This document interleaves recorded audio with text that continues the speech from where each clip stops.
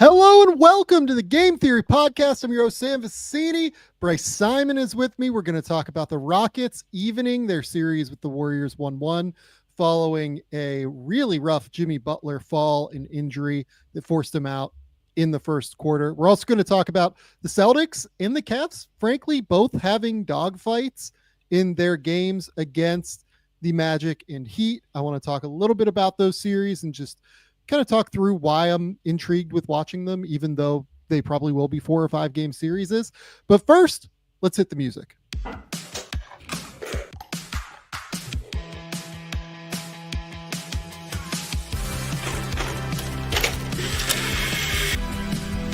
do have a timeout. Decide not to use it. Way downtown. Bang! Bang! What's this going to be? Oh!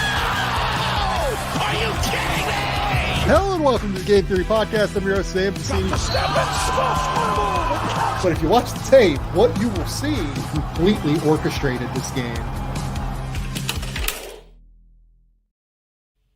Bryce, what's going on, buddy? What's up, Sam? How are you? Interesting night of NBA playoff basketball. We had one of the 1 seeds playing, 2 of the 2 seeds playing, all of the higher seeds won, or lower seed, however you want to say it. The better teams, and had some stars missing some games in these that, I don't know, change things tonight a little bit. Maybe not as much tonight for the Celtics, but just makes things interesting moving forward and something to talk about at least. It mixed things up tonight in an interesting way. Like I said last night when I recorded with Andrew, I wasn't sure if I was going to go live tonight, but there was enough interesting stuff that happened, in particularly the Houston game, which we'll talk about momentarily, that made it worthwhile. But before we do that, shout out to everybody that is subscribing to the Game Theory channel. Yeah. Go subscribe to the channel. We cracked 25,000 subscribers last night. We really appreciate everybody that rocks with us. Really appreciate everybody that comes through, talks hoops, talks ball. Just really, really appreciate everybody that is willing to consume and enjoy the show. So shout out to everybody here. And, we're really genuinely appreciative of all of it. Like it's amazing that, this show, I think, has grown like 7,000 subscribers over the last month or something. It's been pretty wild. It's definitely the fastest that the show has grown in its history. So shout out to all of you guys for coming through. But first, let's talk through this wild Rockets Warriors game. If you just look at the score, it was 109-94. It got out to 40-20, early in the second quarter, and frankly, never got all that close. There was a point where I think they got within single digits again, the Warriors, but it just wasn't. It didn't seem all that tight to me in any way. There are 2 big stories here, though. Maybe 3 to some extent, but I would say 2. The first one is that Jimmy Butler is hurt now. Jimmy Butler went down in an injury where he was elevated in the air going for a rebound. Amen Thompson unfortunately undercut him. It was one where Amen is trying to knife through Steven Adams and Draymond Green, and Draymond tries to box him out, and Amen and Draymond's feet just kind of get tied up. Amen loses his balance. I think he kind of even tries to stick his hand out to try and find some semblance of balance, and his hand even hits Jimmy. But it's an unfortunate deal. It sucks for everybody involved.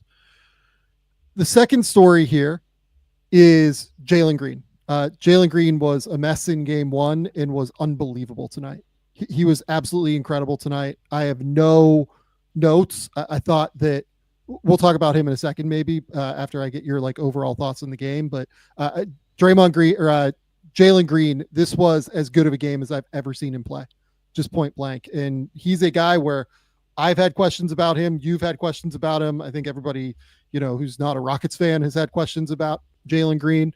But we're going to give him his flowers tonight because this was a career-making performance, in my opinion. He was fantastic. The third thing would just be the physicality of this series. It just continues to ramp up every single game. And, we had the craziness of the fourth quarter with, the incident where Jalen Green brushed against Draymond Green's face, and then the kind of incident where they all gathered near the end around the 4-minute mark.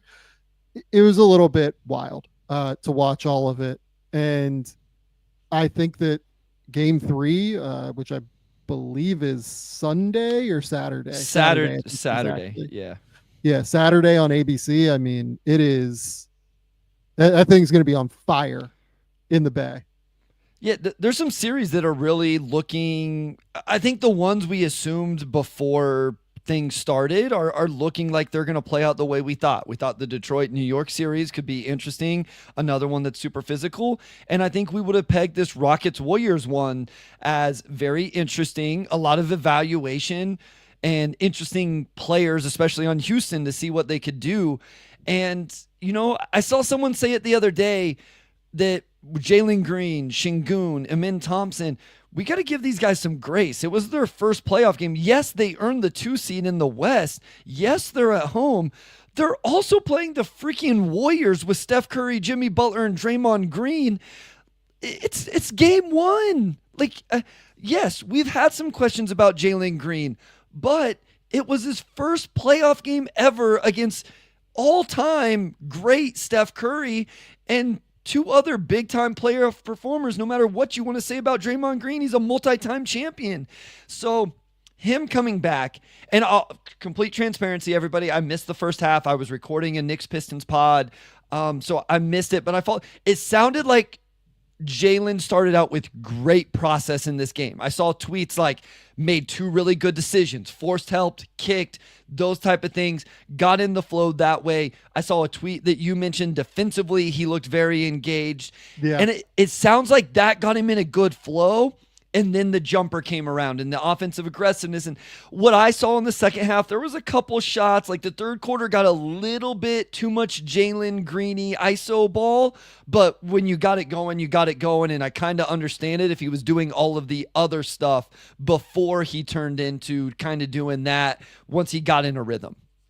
Yeah, we'll talk about Jimmy here in a minute. I almost think like that's the thing worth closing on just because it's the thing where we're kind of moving forward and looking at the series. But, you know, with Jalen, you could see it, I felt like, from the open of the game. And you could see it from all of the Rockets, by the way. Like, it was clear, like, Ime, like, lit into their ass and was like, at the point of attack, we need you at the touch point. Like, we need you right up in their face. We need you to be all the way into their grill. We need you to play physical, tough defense. It was, I thought, just so obvious that they were trying to come in and really set a tone on that end from the opening whistle. And that really went to Jalen Green. Like, Jalen Green had a freaking catastrophic turnover in the first, like one of the first 3 possessions of the game.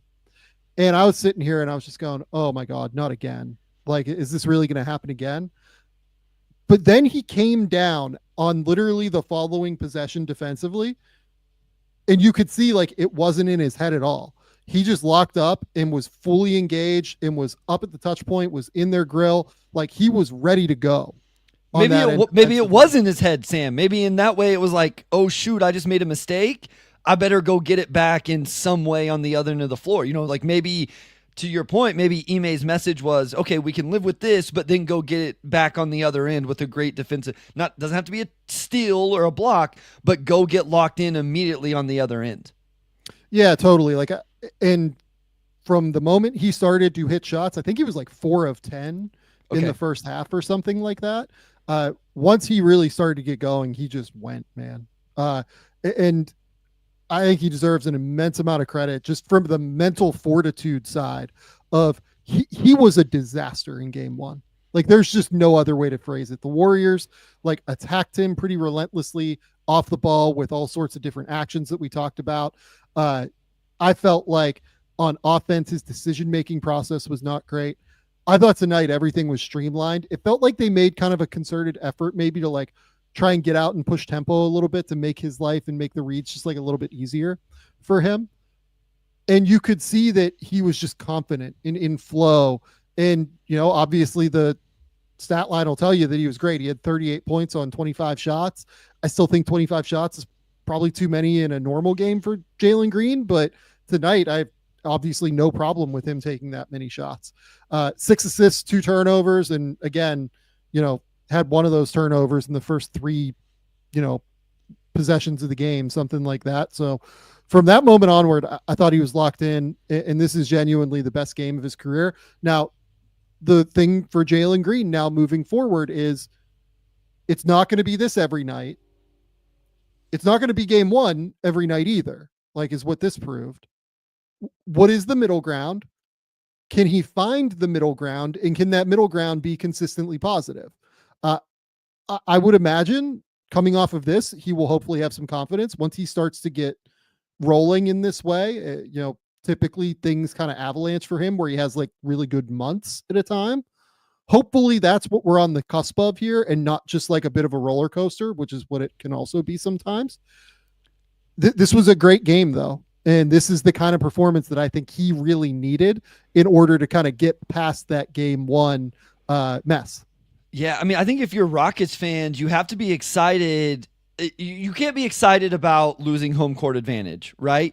But I think what you can be excited about, and I said this going into the playoffs, was the most important thing for Houston, to me, isn't necessarily winning the series. It's finding out what Jalen Green is in a playoff series. What is Alperen Sengun in a playoff series? What is Amin Thompson in a playoff series?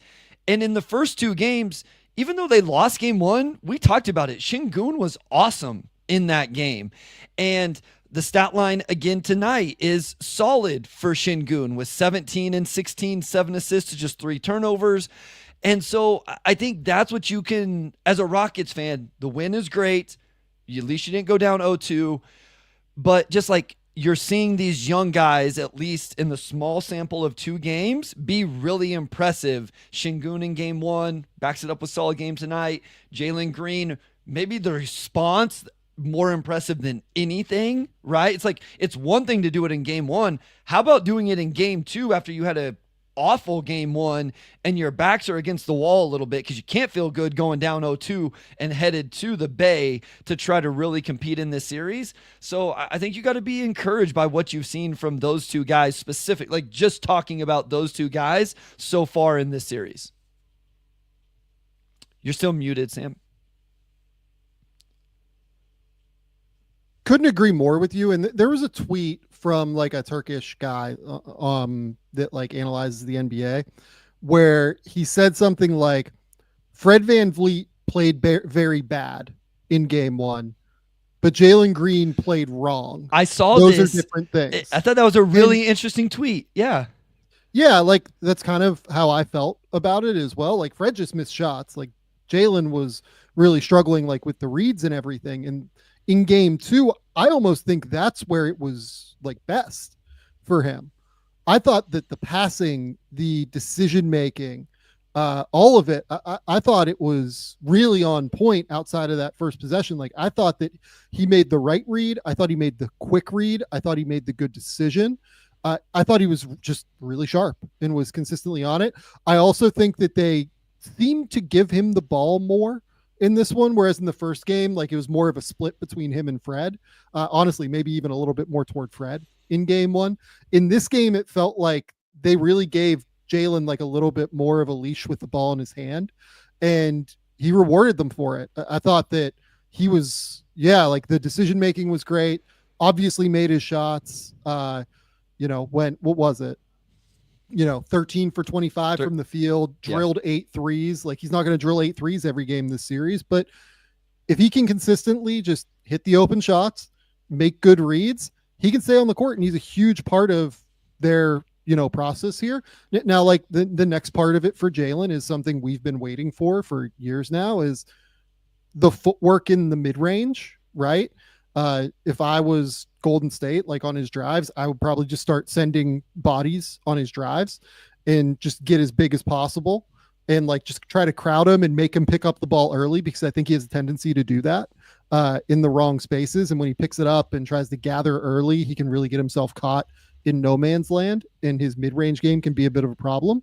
But this game was outstanding, and I'm really interested to see how the Rockets adjust and how the Warriors adjust to the way that the Rockets played in this one. Yeah, I mean, listen, I support the idea of putting the ball in his hands, and I may be in the minority here, but I think the biggest loss, quote unquote, for the Rockets in this series is not knowing. I know they already made they did already make their financial decision on Jalen and Şengün, so but it's not a significant one that kills you long term either way. it's not. But I would still want to know, even though I've already given those contracts out. And because I think it helps you figure out how we build our team. What option do we need? If we want to take the next step, do we need a number 1? Do we need a number 2? Do we need number 3? You start to figure out where these guys can slot into, and that's the important information. Obviously, you want to win the series because then you get even more data against another really good team in the second round. But he absolutely passed the test tonight. I would play everything through Şengün and Jalen Green. I mean, Fred had another really rough shooting night. I mean, he had one that made me go, I literally went, oh, Lord, what was that? Like, or I think I said, oh, gross. And my wife kind of looked at me like, what are you talking about? And listen, I love Fred VanVleet at Wichita State. Stand up. I love him. Had a great career, tremendous basketball player. The shot making it's rough right now. I'm putting the ball in Jalen. I'm running all of my offense through 3 guys if I'm Houston, and that's Jalen Green, Alperen Şengün, and Amin Thompson. And we'll go as far as they go. And if that's to the second round, great. If it's not, then we know either what we need to improve on or go acquire. Yeah, just a couple other guys for the Rockets that I thought played well. I mean, Şengün just continues to dominate the interior every game, it feels like to me. 16 rebounds in this one, 7 assists. Goes 6 of 15 from the field, but, ends up with 17 points. I thought that his ability to just control the interior was huge. I mean, we'll talk about some of the Warriors lineup decisions maybe when we get to the Jimmy section, but I thought Şengün just completely dominated the interior again. I thought Tari Eason was great from an energy perspective in this game. You could feel it from the moment that he hit the court. Now, like, I have an immense number of questions with like the reads that Tari makes regularly, but the energy, the athleticism, the defense, the physicality, like all that stuff was so incredibly important for the Rockets tonight. He goes for 14 points, 6 rebounds, drills both of his threes. I know one was a corner 3. I can't remember the second one. It had a few layups, one in transition, one on like an awesome drive against Moses Moody, where he just like completely like got Moody to flip his hips and was able to get to the rim in a half court setting. Dillon Brooks was, typical Dillon Brooks when things are going well, aggressive defense, tough. Was really, really good. Like overall, a really strong team performance from the Rockets that was led by an amazing Jalen Green performance. Yep, I agree. Okay, so let's go to the Warriors now. Okay. I think that we just have to start with the Jimmy injury now. Sure. So I just want to be like very clear. Anybody that is talking about this Amin Thompson, like, decision to go for this offensive rebound and try to knife through these 2 guys or saying it's a dirty play in any way, get absolutely out of here. You're out of your minds. Like, this is just the way that Amin Thompson plays. He is aggressive. He always tries to crash the glass. He got caught up in between 2 bodies. Draymond Green tried to like get a body on him and just like kind of box him out a little bit. Amin Thompson just like kind of got caught up in his legs and feet, and he ended up losing his balance. Like, that's the reality of what happened here. There's nothing about this that's dirty. I think it would be insane to even remotely blame Amin Thompson for any of this, because I've seen that going around already. Insane. Now the question for me is what the Warriors do without Jimmy Butler and what they are. My main worry is that they just don't have enough offensive juice without Jimmy Butler, because you think about, like, they were really struggling on offense before they got Jimmy.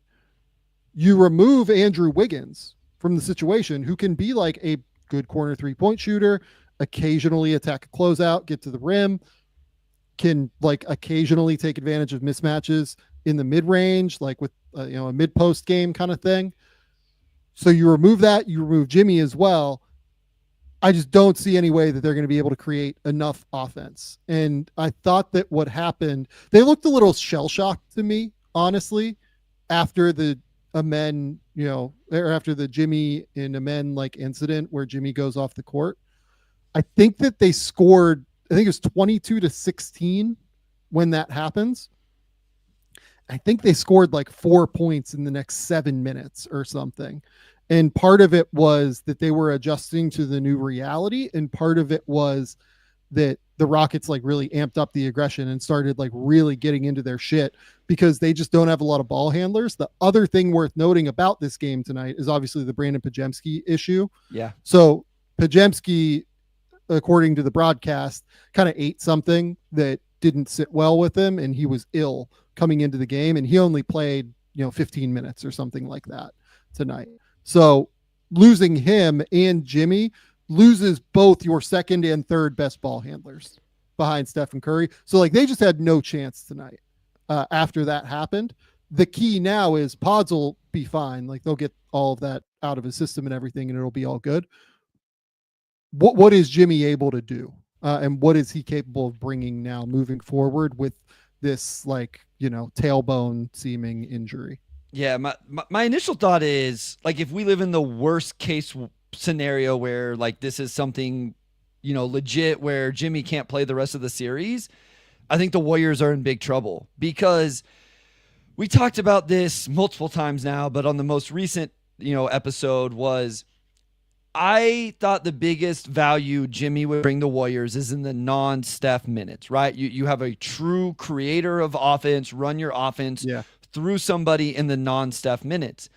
What I miscalculated, and you did not, you called out from the beginning, was he multiplied the Steph minutes. He makes the Steph minutes better because you can put the ball in his hands and run Steph Draymond off ball actions. You can put the ball in Dre's hands and run Steph Jimmy off ball. Like think about defending a split action between Steph and Jimmy Butler, or Jimmy just straight up setting a back screen, or who better to have Steph set a back screen for because his man's never going to help off than Jimmy Butler. And so that's also, they're not as good, in the Steph minutes without Jimmy there.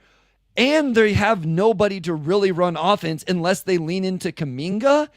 And my quick thoughts on Kuminga, which I didn't think he looked good in his minutes tonight. Like neither did I. It seemed like they felt like they had to go to him. I'm going to give Kuminga a little bit. Like this team said for the last 2 weeks, they don't believe in you. They don't trust you. They don't want you on the floor.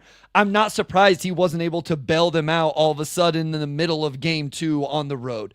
Maybe a couple days of conversations and whatever can get him in the right headspace. That would be the one thing that he's the one player I think could salvage this for a couple games for Golden State in terms of his talent and potentially the ability to do it.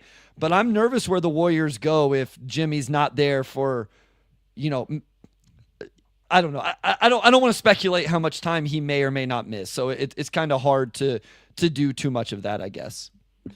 Yeah, I just think that this is like a really bad matchup for Kuminga too. Sure. Like Kuminga is a guy that like really likes to try and like drive and get into the paint and be able to, use that athleticism, sometimes off of cuts, sometimes off of like, a stampede cut or something, or, off of a, hey, I'm going to roll to the rim and, play in some sort of action with Steph, right? Like sometimes it's off of a wing closeout. Like there's just always going to be bodies to meet him there in this series. And that to me is the biggest problem for them. Sure. Is that like, I don't think this is a Kuminga series for them. And, their lineups tonight were interesting to me after Jimmy went out. And I think a big part of it was Pods being out. So like they really leaned into Quentin Post in this game. And I just did not like those minutes at all. I know that like he drilled those 2 threes late in the fourth quarter and ended up with 12 points. And, he did hit 4 threes in the game, but the level to which the Rockets like were very comfortable just attacking him in space, the way that Şengün just like was completely unbothered with him on the interior. I just don't think it works. Now with Pods being back, that's your spacing. So you don't need Post out there. So I'm assuming that Post's play was more of a reaction to Pods being unavailable for a big portion of the game, as opposed to Jimmy being out.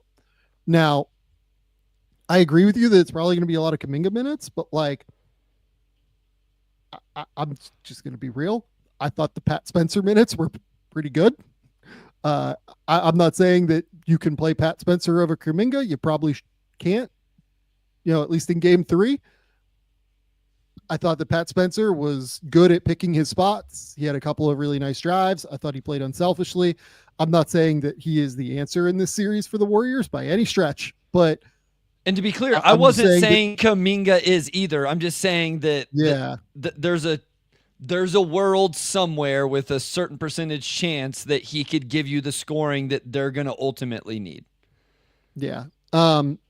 Steph goes for 20. I thought Moses Moody gave them pretty solid minutes tonight on both ends of the court. Draymond was not at his best tonight, really in any way, in my opinion. Buddy Hield really didn't give them a whole lot. Really it was like the Quentin Post and Pat Spencer offensive experience. They had 9 field goals tonight in 37 minutes, which is, look, like when you trade for Jimmy Butler, you're artificially trading like a good portion of your depth, right? And that's a thing that, you remember early in the season when we talked about the Warriors, we talked about the fact that they were like, oh my God, this team's like 11 deep. Yeah. And, they've decided to build the roster this way, probably to consolidate at some point. Well, they've consolidated and they're now at a point where, all due respect to Quentin Post and Pat Spencer, that's who they're relying on right now at certain times. And that's a worry to me. No, I mean, it was the first thing I thought of was we said all regular season, this team wasn't going to be competitive in the playoffs unless they consolidated. They made the consolidation. We both liked the move. You were more spot on than me about it in terms of the ceiling it raised for this team because of how seamless of a fit Jimmy Butler would be for them. And when you take that away, obviously it's going to be an issue. I mean, they go back to what we saw. I mean, this is what's scary, right? It's what we saw in the regular season, minus they don't have the depth. And that's kind of the point you're making here is that's not even there anymore. And so I just, if he isn't able to return, the Rockets are going to win this series, in my opinion. If he misses a couple games, if Golden State can manage one and it's, if it's 2-2 going back to Houston and Jimmy's going to be back fully healed, I would probably still lean Warriors a little bit. But if he misses more than that, I just, the Rockets are too good defensively and Şengün has things going and Jalen still, like, we'll see if he continues and he's able to be consistent, but it's a major issue, question, conversation right now. And I'm sure everybody will be waiting for the news tomorrow on what the MRI reveals.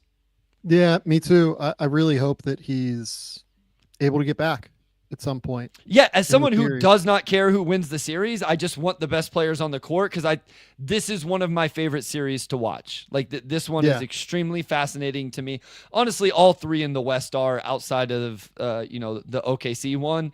And then, in the East, it's the one series got a little more interesting with Dame back, but it's really Pistons and Knicks that are holding it down in the East, even though we'll talk about the other 2 where the Heat and Magic made, the games competitive today. So coming in, I thought Warriors in 6. Honestly, after game 1, I thought maybe like Warriors in like 4 or 5. Yeah. If I'm being honest, like I'll raise my hand. Like I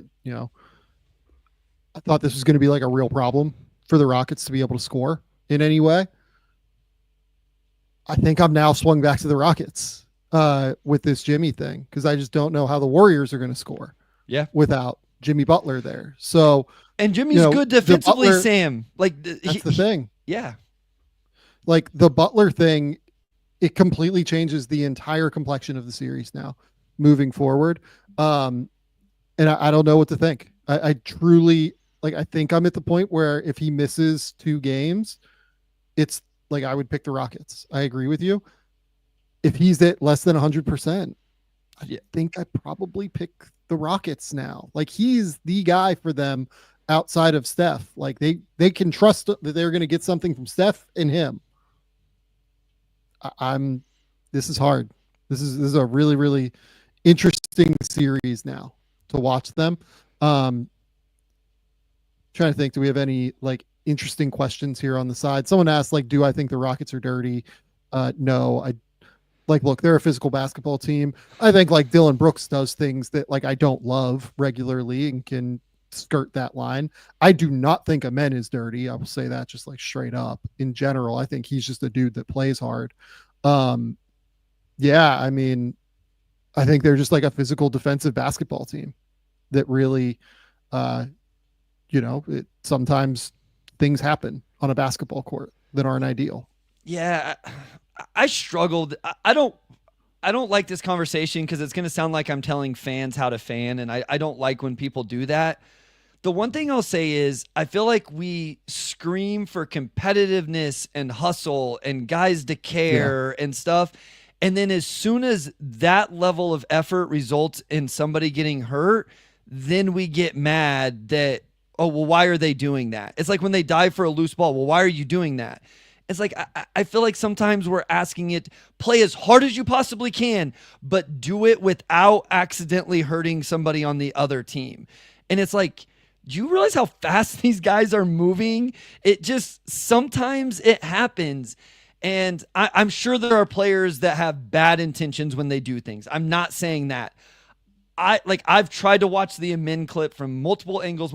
I don't think Amin had bad intentions. Like I just, my gut instinct was not that he had bad intentions. But sometimes you're moving in a way, you lose your balance, you put your, like, it just does happen. I just don't think we can ask guys to care and play hard and aggressive and intense and every possession matters and value the basketball, but don't dive because his foot's there and you might break his leg. Like, I think that's a little unfair of an ask from fans. Fan how you want. That's my perspective. I think that's a little unfair. Yeah, I agree. What do you think of a Jalen and Amen backcourt long term?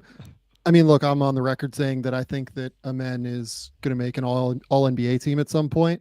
It does just come down to Jalen Green finding the level of consistency. You know what I mean? That's what it feels like. Like, I just don't know I know what the ups are. I know what the downs are. The middle ground is the key, and I'm not sure where that is yet in important moments. My answer would be it's very exciting because that's the most athletic backcourt in the NBA, Sam. Yeah. Has to be. Like a Min's a 1% athlete and Jalen's not far behind. Yeah. To your point, I think it absolutely could work. Consistency will be the key. Okay. That's all I've got on this game. Do you have anything else you need to talk through here? No. It was good. Okay. So before we get anywhere further, shout out to our good friends at PrizePicks. PrizePicks is the best place to get real money sports action with over 10 million members and billions of dollars in awarded winnings. PrizePicks has made daily fantasy sports accessible to all. On PrizePicks, you can mix and match player projections from different sports. You can combine your favorite basketball players with guys from baseball because the season has just started there. Hockey, where the playoffs have started. I think Tyler Seguin just scored a big goal here late. You can do esports. You can do so much more. And we love PrizePicks here because of how easy they make it to get real money sports action. It is just the best place to cash in on your favorite sports and your sports takes.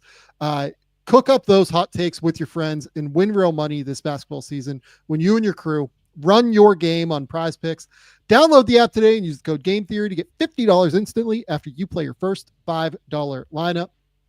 Download the app today and use the code GameTheory to get $50 instantly after you play your first $5 lineup. PrizePicks, run your game. Our second sponsor, LinkedIn. As a small business owner, I know that you do not have the luxury of clocking out early. Your business is on your mind 24/7. So when you're hiring, you need a partner that grinds just as hard as you do. That hiring partner is LinkedIn Jobs. When you clock out, LinkedIn clocks in. LinkedIn's going to make it easy to post your job for free, share it with your network, and get qualified candidates that you can manage all in one place. Hiring is hard.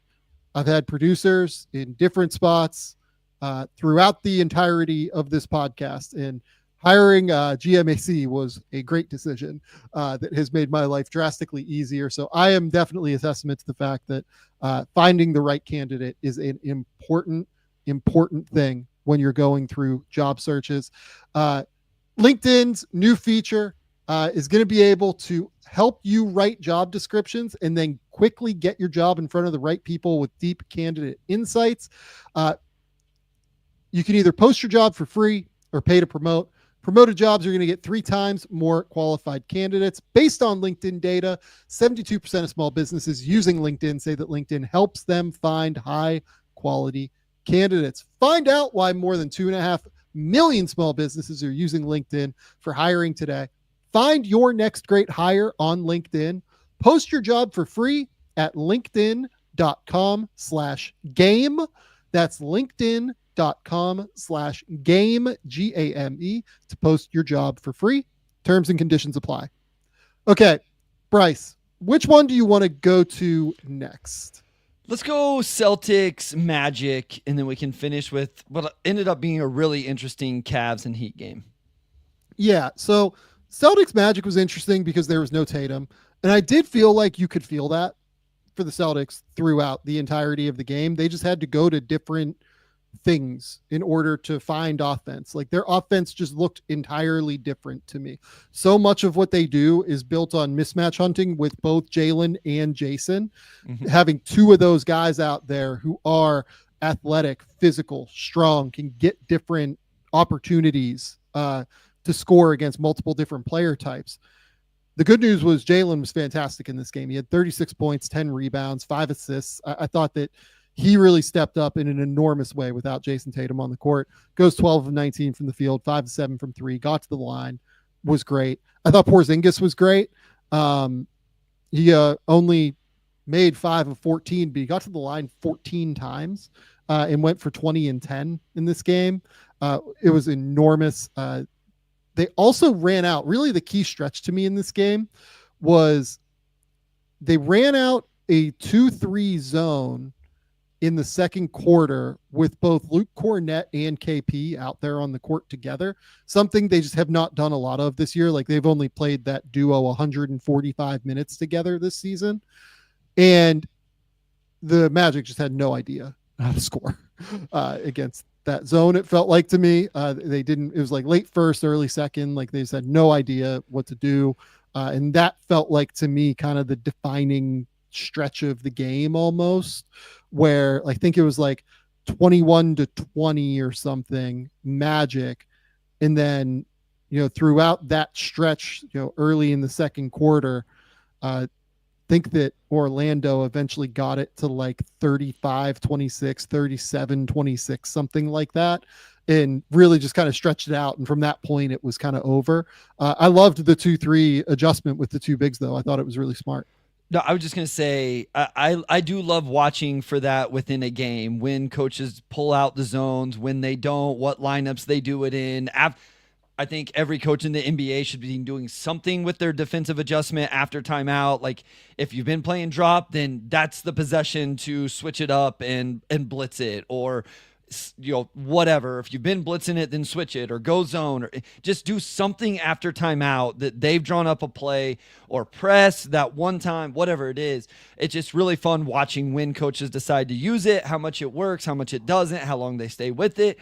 I laugh though, because I think about this Magic team, and if I wanted to find a couple players that I think could be really good against the middle of a zone, Orlando has 2 of the players that would very quickly come to mind in Franz Wagner and Paolo Banchero, who I think could just eat a zone alive.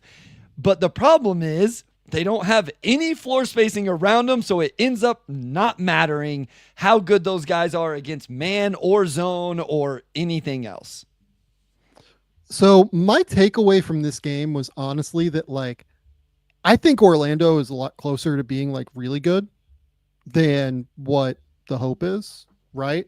Their offense is a disaster to watch. It is truly absolutely miserable. There's very little movement. There is no shooting. There's very little skill out there outside of Paulo and Franz. All due respect to Corey Joseph, who is, a great like third guard in the NBA to have. He's been starting for Orlando for I think like 2 months now, it feels like. Yeah. And then you have KCP, who's not been very good offensively this year, and like Wendell Carter, who's, skilled but limited. And then it's like John Isaac, Goga Batadze. I mean, like Cole Anthony barely played tonight. Anthony Black, was, I don't know, their fourth best offensive player tonight. It's just not a whole lot there. But here's what I do want to talk about with Orlando. I think that where I'm at with Paolo is that this is a guy that I want. Not just this is a guy that, I think is obviously a good player and everything, and, an all-star and all that. I actually think he is a significant player in the NBA. And the reason for that is the way that he is able to create mismatches in the playoffs and then either pass off of it or make decisions. The issue for him right now is he's just not a good enough scorer. Once he figures out the scoring, and by scoring, I mean shooting particularly, he just does not shoot the ball well enough yet to where it is fully consistent. But once, I would assume he's going to get better as a shooter. He's 22 years old. If he takes just one more jump as a shooter, he is a perennial all NBA player to me. And the playoffs are where you see this most. He can play in any style of game. He can play in a game where it's well spaced and he's able to get to the rim by driving and attacking. He can play in a game that's super tight.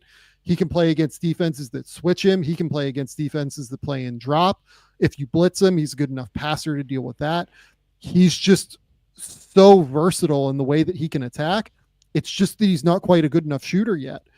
Assuming that's going to come along, I mean, what we saw tonight was genuinely pretty special to me. 32 points, 9 rebounds, 7 assists, 0 turnovers. It was some of the passes he was throwing, he threw this look away to Goga where I was on the phone with somebody and I just went, oh my God, loudly into the phone. Yeah. It was, man, he is the kind of player that elevates in the playoffs to me. And look, I love Franz as much as anybody. I think he's a real dude and I think that he's going to be an all-star. We'll talk about Franz in a second because that shot is getting uglier and uglier by the day, it feels like. But I mean, Paulo's the guy here.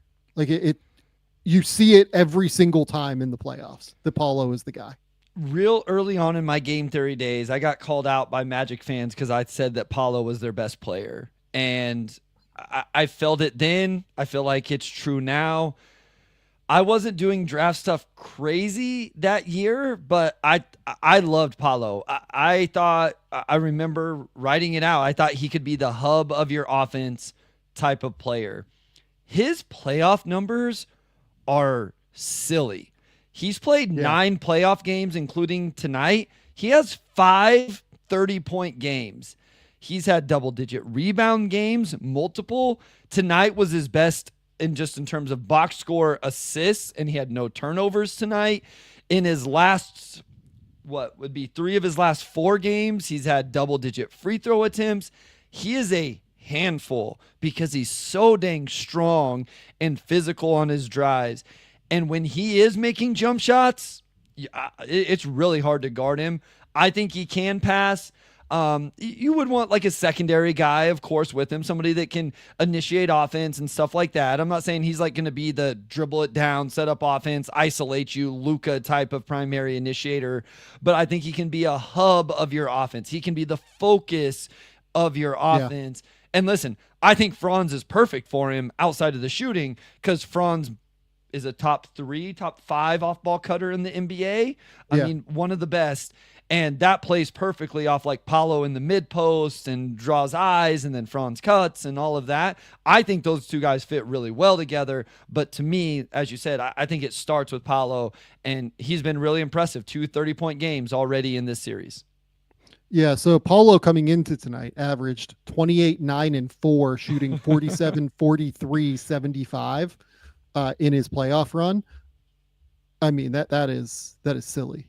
Like he is the level to which he is able to create mismatches and play in tight confines and get to reasonable shots.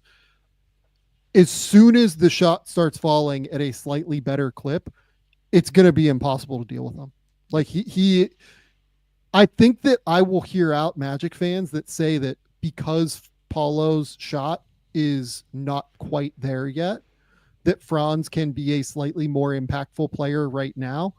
But the difference between the two long term is that like there is just like one very small thing that Paolo will likely fix that will make him just like impossible to deal with. Whereas Franz like is, I mean, that shot is, I don't know what to do with it. It looks worse every time that he takes it to me. And then I like start to look at like the ones that go in, and to me, like the gather is the real issue. Like he's trying to like, it's almost like he's trying to find it a little bit during the gather, but then the ones that go in, like the elbow is like right underneath and it looks really clean. So like I don't like the release itself is clean. The shot is a mess. Like, but it comes out of his hand pure a lot of the time when it goes in. And it's just like, I just don't understand. Like, I don't know if he's tinkering. I don't know if like somebody around him is tinkering. The Magic are tinkering with it. I can't tell what it is, but it's something. It's very, very much something that he has to like get through.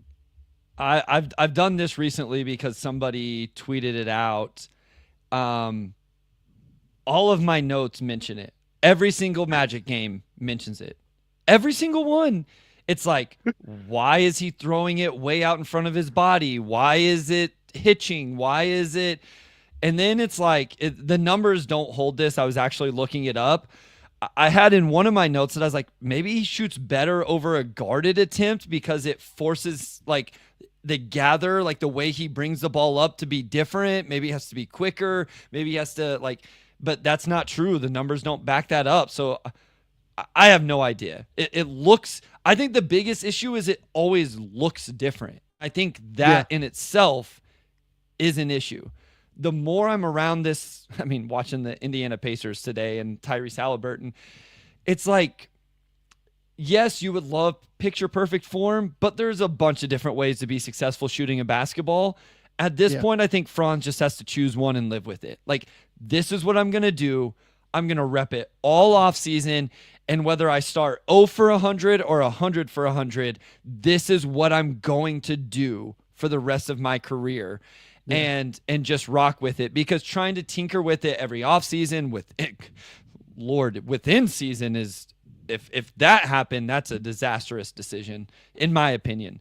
He just got to pick and roll with it, because he can't keep it's crazy. And it is a huge hole in his game, because I love everything he does inside the lane. The footwork, the finesse, the nuance, the touch, playing angles, glass, the defense, all of it. Love Franz. Like, I wasn't taking a shot at Franz earlier. I just love Paolo.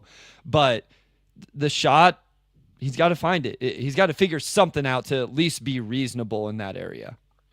Yeah, someone asked, if Paolo and Franz are so good, why is the Magic offense so anemic? I mean, just look who's around them. Like, genuinely, like, that's the issue. KCP, like, sneaky, that has been one of the worst moves of the offseason. Just point blank. Like, that is a mess of a deal. Like, paying him $22 million. Then a lot of time, like, they play them with like Jonathan Isaac and, you know, Goga Batadze, who I love like defensively, but is not really an offensive player. Like, Caleb Houston played 11 minutes tonight. I don't think Caleb Houston is an NBA caliber player. I just don't. Anthony Black can't shoot. Like, none of these guys can shoot. That is the thing that they need to fix. They're 30th in 3-point percentage, Sam. That's why. Like, if there's one thing we've learned, is shooting is a floor raiser for offenses. And I'll give you the example. You know who was really bad in offensive rating last season, even though they had a really good player that people are now finding out about? The Detroit Pistons were 27th in offensive rating, just like the Magic are 27th in offensive rating. The Pistons were 26th in 3-point percentage last year. And nobody, like, Cade's not that good, right? Well, now they're even just being 17th in 3-point percentage gets them to 16th in offensive rating, and Cade Cunningham is an all-NBA player. Like, I'm not saying it's the end-all be-all, but shooting and floor spacing is a floor raiser for your offense, and that's why, because they can't make shots. Yeah. And like, again, when I say that, like, I think Paolo is going to be a dude here, like within the next few years, I mean, like, I think he's going to be like a top 7 or 8 guy in the league is kind of where I'm at after these early playoff performances for him. Like, once the, you know, the like LeBrons, the KDs, the Stephs, the, you know, Kawhis, like all those guys, like kind of Jimmy Butler, like those guys are going to filter out of the league here within the next 3 or 4 years. Paolo is going to be a serious problem for everybody moving forward. And that's where I'm most interested to see where his peak is. And I think it's going to be really high after seeing these playoff runs. And I want to be clear, and we did talk about this, Paolo and Franz are part of the 3-point shooting issues as well. You know, Paolo was 32% in the regular season. Franz was 30% in the regular season. So yeah, they are part of the issue themselves, but we called that out from the start on both of them. So that's an area of growth and an important area of growth for both players.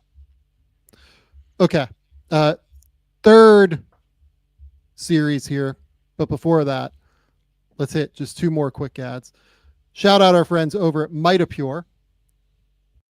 I'm feeling stronger from my workouts, and most importantly, I'm feeling like I have more energy and can recover quicker from my workouts thanks to MITOPURE. MITOPURE is a precise dose of the rare postbiotic urolithin A. It works by promoting an essential cellular cleanup process that clears out dysfunctional mitochondria, and mitochondria are your cell's battery packs. MITOPURE is the only urolithin A supplement on the market clinically proven to target the effects of age-related cellular decline. Awaken the strength, power, and resilience already in you with the first and only supplement clinically proven to rejuvenate health at cellular level. Timeline is offering 10% off your order of MITOPURE today. Go to timeline, timeline.com/game theory. That's timeline.com/game theory for 10% off your order of MITOPURE. Also, shout out to our friends over at NUTRAFOL. This year, there's nothing holding you back from loving your hair again. Hair is so much more than what you see on the surface. It is a reflection of what's happening inside. Let NUTRAFOL target the key root causes of your thinning hair and help you grow stronger, healthier strands from within. NUTRAFOL is the #1 dermatologist recommended hair growth supplement brand, trusted by over 1.5 million people. See thicker, stronger, faster growing hair with less shedding in just 3 to 6 months with NUTRAFOL. Thinning hair is different for men and women. It's different for everybody who's at different life stages.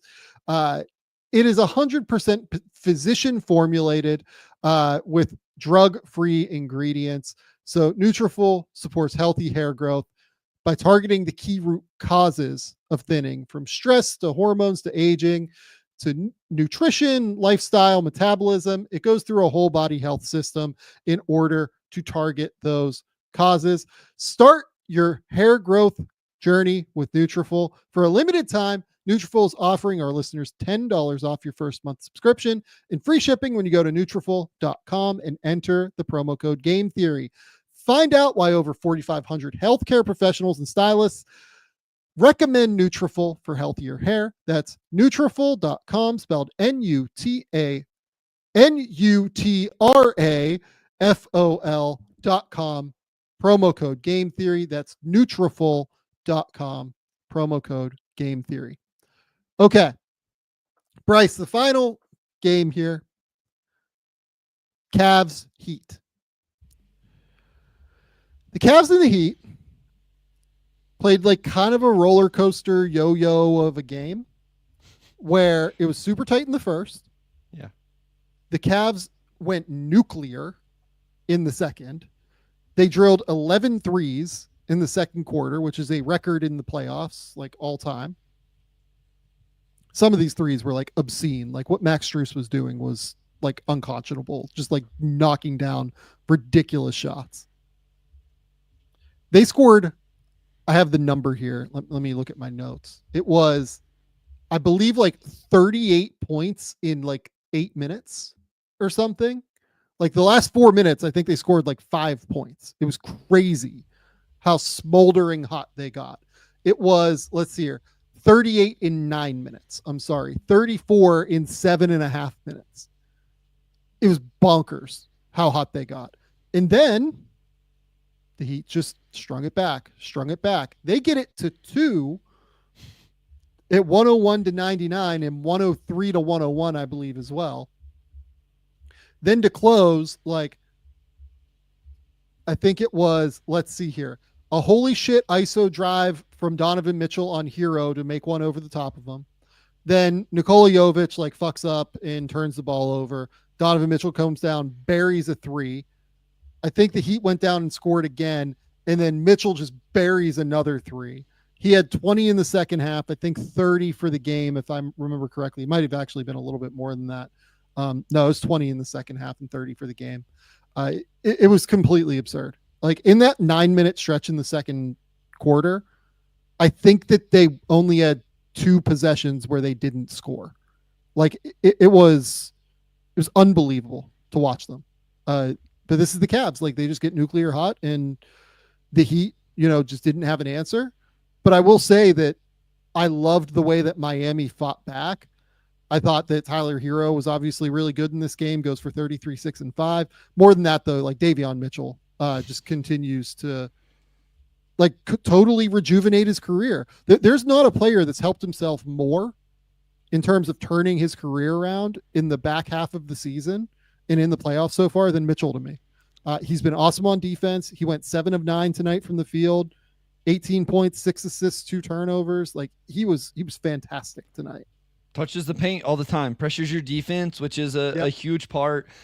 I do want to start with Donovan Mitchell because oh my God, that was incredible. So it looks like here he checks in whenever the game gets to 2, and then you went through the stretch. But essentially, he scores 10 points in a little over 2 minutes. 2 minutes, yeah, 2 minutes and 10 seconds or something like that, and it just like. It was one of those where it looked like he was going to score. Like it looked like the shot was going in every time. You could just tell in his body language. And I kind of love it because one thing we've talked about with Donovan Mitchell is I feel like, I shouldn't put words in your mouth. He took a step back this year for the betterment of the team, for the betterment of Darius Garland, for the betterment of Evan Mobley, et cetera, et cetera. And you do that to then get in these moments, right? Not necessarily in the first round against an 8 seed and all of that, but to like have this, okay, I sacrificed, but in the biggest moments when we need a momentum stopping bucket, I'm going to go get it. Oh, they scored again. I'm going to go get another moment, and it was cool because I feel like Donovan Mitchell has gone about things the right way, quote unquote, this season. And I really respect that. And so, again, I don't care whether the Cavs win. Like, I'm not like a huge I like watching Donovan Mitchell play. I just like seeing this kind of get rewarded, I guess, in a way. I don't even know if that's the right way to say it. It was cool to see for him. And this Cavs team is really fun. That second quarter was, as we've mentioned multiple times, awesome to watch. But to your point, I also thought Tyler Hero's had a great season, and it's been a little under the radar what he's done offensively, kind of carrying the load and being the dude, especially since the Jimmy stuff happened. And so I've seen him go on crazy stretches and win them games this year against the Pistons even. But I thought his offensive talent was on display tonight. And as you mentioned, Davion Mitchell just continues to impress since arriving in Miami. Well, I thought what was interesting about the way the Heat went about getting into this game is that they just like completely sold out to stop the 3-point line in the second half. Like they just decided, okay, there's no way you're going to beat us that way. And then eventually Donovan beat them that way with the 2 huge threes late, right? But that's what Donovan Mitchell does. He's an incredible shooter. And like, it's not like those were uncontested shots. He just buried them.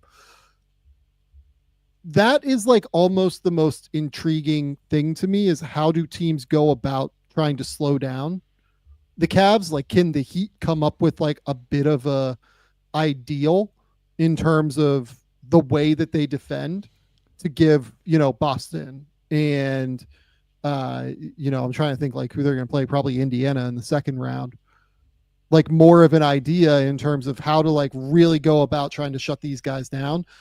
The thing tonight though was that like Evan Mobley was really good. Like he picked his spots and, didn't do too much, but goes 7 of 10 and has 20 points. Right. And, I thought he was pretty good on defense. I didn't think he was like, the typical like crazy, defensive player of the year candidate guy, but I thought he was great. I thought he was really, really good tonight, at least on defense. I thought Jarrett Allen was really good on defense tonight. It's just that some of the guards got loose and, they go 16 of 45 from three. Miami does. And like, sometimes it's going to happen where you give up 112 in a game if teams just like start burying threes in the way that they do.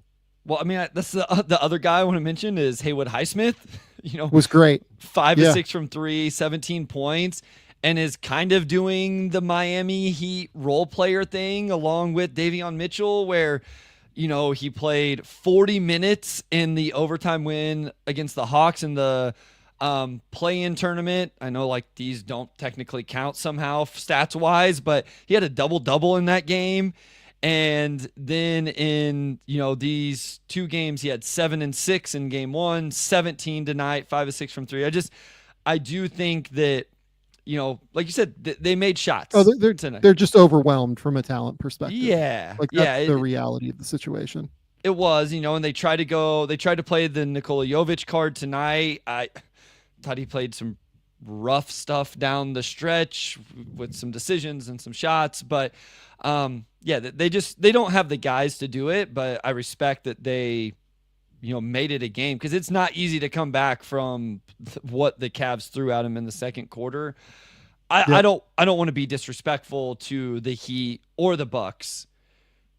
Sign me up for Cavs Pacers, Sam. Sign me up for that series. That might be one of my most anticipated second round series if it were to play out and happen. I think Indiana looks really good right now. Agree. That's the style of play would be fascinating. I don't want to jump the gun here, but I kind of started thinking about that today and was like, that could be a lot of fun. Again, I don't want to be disrespectful to Miami. They'll put up a fight throughout the series. Milwaukee got Dame back. We'll see. But I would be pretty in on that series. So before we get out of here, I just want to note that we got some spice thrown into this series after the game. Oh, I did not see Donovan Mitchell from Darius Garland. I'm sorry. I did see this. First 2 games, you guys have really held on to it. Just what's the key to playing clean basketball like that against a team like that? Pick on Tyler Hero and take care of the ball. Don't play in tight spaces. And pick on their weak defenders. Go after them. How good. Just pick on Tyler Hero.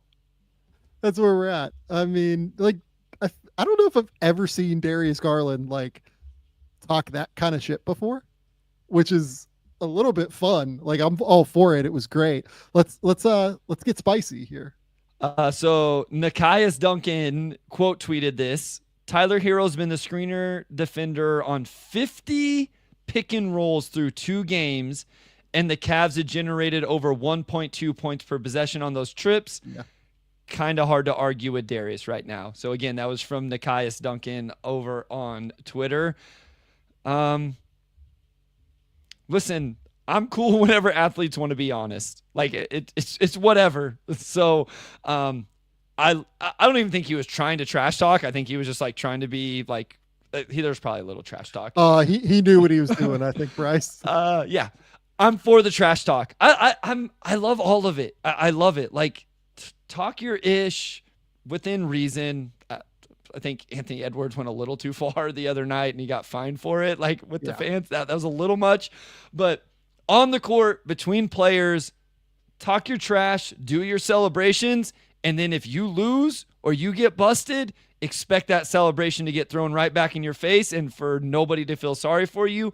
But I'm all about all of it. Like, I hope Tyler Hero tries to bust their asses in game 3 or is locked in on defense because of it. Like, great. And then I hope he comes out after the game and says, Tyler, they win. Tyler, what was the game plan tonight? Attack Darius Garland. Perfect. Let's see how game 4 looked. Like, I hope that's what happens. It makes it so much more fun.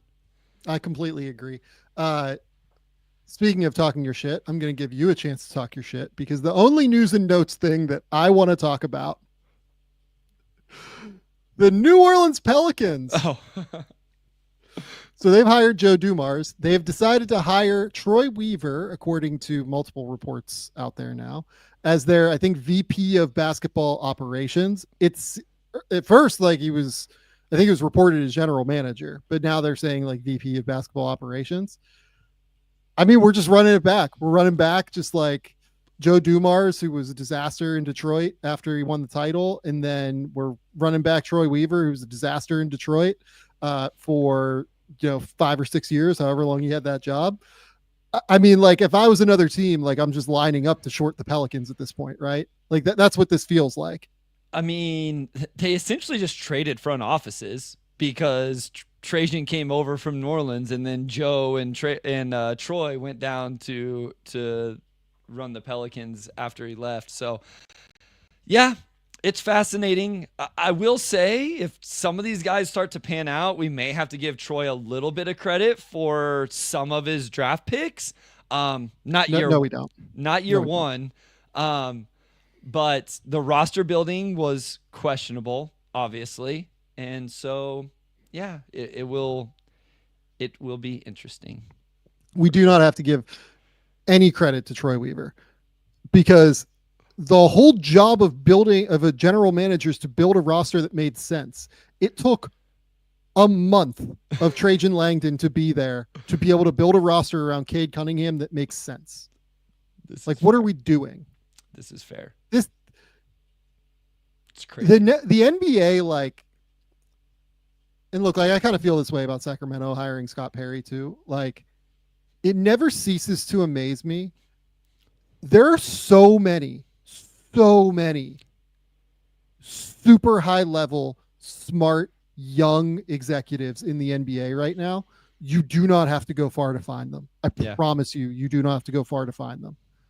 And freaking New Orleans hires Joe Dumars and Troy Weaver, and Sacramento brings in Scott Perry. Like,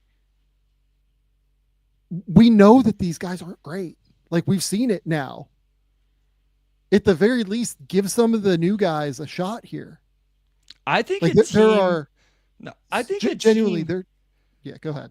No, I think a team should hire a front office of podcasters and see what happens. Give us 5 years. I don't, because there are so many smart people working for teams. No, that's true. That would be unfair for the scouting coordinator of whatever team that's paying his dues or her dues right now and deserves it more than us. Just to your point though, yes, I agree. Get these people in there. They're not hard to find. I promise you. If you're an owner of a team, if you're connected with an owner of a team, call me. I will tell you who the smart ones are. I promise you. I will help you, and I will not charge you. Just it's crazy to me that we're in Matt Lloyd is just sitting there for the Timberwolves, who has earned a shot. Do I know if Matt Lloyd's going to be good or bad at this job? When he eventually gets a general manager job, we'll see, right? I think he's a great evaluator, and I think he's really sharp, but I don't think until the person is sitting in the seat and has to make real decisions. Yeah. Right. Sure. But these guys have been in the seat and made bad decisions.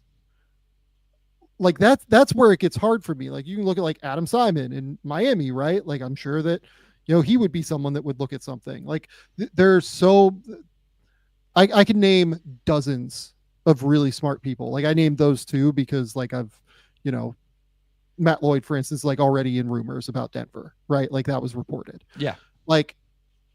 There's so many smart people. It's not just Matt. It's not just Adam. There's so many smart people that work in front offices that you can find for these jobs to give them a shot and just see what happens.